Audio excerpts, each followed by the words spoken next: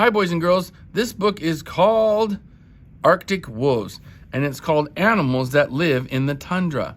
So I've just gotten some information about their habitat where they live. I know that they live in the tundra. I'm going to open up to the title page. Animals That Live in the Tundra, Arctic Wolves by Maeve T. Sisk. This is the table of contents. The table of contents is a very important feature of nonfiction text. It tells you what chapters or what topics are in the book and what pages they start on. So, A Cold Life starts on page 4. Finding Food starts on page 10. Let's Talk starts on page 18. So if I just wanted information about what the Arctic wolf eats, and I didn't want to read the whole book, I can see Finding Food, and I can just turn to page 10 and get information about what they eat. A Cold Life. The Arctic is very cold place. The tundra there is home to the Arctic wolves. These animals have special ways of staying alive. I do notice that their fur is white, and I would guess that probably it's white so they could blend in with the snow. The Arctic wolf has thick white fur that blends in with the snow. In places where the snow melts in summer, the wolves may be gray or black. So this wolf is gray or black because the snow melts in the summertime, and that helps them blend in during the summer. Arctic wolves have fur on the bottoms of their feet. This keeps them warm when they walk on snow and ice. They also have short ears that help them keep in body heat. So this is a feature of nonfiction text, is having a picture with some labels in the picture. So this is saying furry feet, so it's letting you know that it has fur underneath its feet. So when it walks on the snow, it doesn't get cold. That's actually an important structure that this animal has. It tells you that they can walk through the snow and chase their prey without getting cold because they have fur on the bottom of their feet. Another structure of the animal is that they have short ears. And I'm not sure what the purpose of the short ears is, if it has any purpose at all. But they do have very short ears. Finding Food. Arctic wolves hunt animals such as caribou and Arctic hares. Once a wolf sees its prey, it runs fast to catch it. So here's another structure of nonfiction text is labels. This is a caribou or a reindeer, and this is an Arctic hare. And we've just gotten some good information about the Arctic wolf. We find out that it is a carnivore. It eats meat. It eats rabbits and reindeer or caribou, and it hunts them and chases them and can run very fast. Sometimes it is hard for just one Arctic wolf to find food. They hunt in packs. Packs may travel hundreds of miles to find food.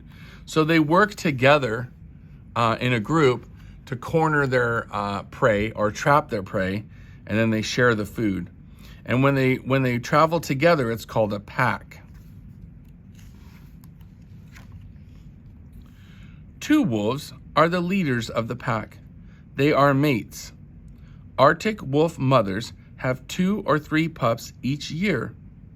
So here's a label pointing down to the little baby pups. They're so cute. Let's talk. Arctic wolves talk. A howling wolf may be telling its pack where it is. It may also be saying that it has found food, so they can communicate with each other by howling, and it's letting the rest of the pack know that it found food, or there may be danger, or it's just trying to let them know something. Arctic wolves make their ears flat to show fear. They show their teeth when they are angry. What is the wolf on the next page saying? So you can see right here, its ears are back, and it's showing its teeth. And it has very sharp teeth. That's an important structure of this animal, is they have sharp teeth because they eat meat. Another feature of nonfiction text will be graphs of information. And this says fast facts. So this is going to give us a lot of information about the Arctic wolf that you can use if you're doing a report about Arctic wolves. Height, about 30 inches at the shoulder. Length, about 6 feet nose to tail, 6 feet long. Weight, about 80 pounds. Diet, musk oxen, caribou, Arctic foxes, Arctic hare, and birds. Average lifespan, about 10 years in the wild. This is the glossary. The glossary gives you good information about words that are in the book that you might not know what they mean. You can come back to the glossary and get information about what those words mean. So this is a very important feature of nonfiction text. Caribou, a large deer with antlers that lives in northern areas. Mate, one of a pair of animals that has come together to make a baby.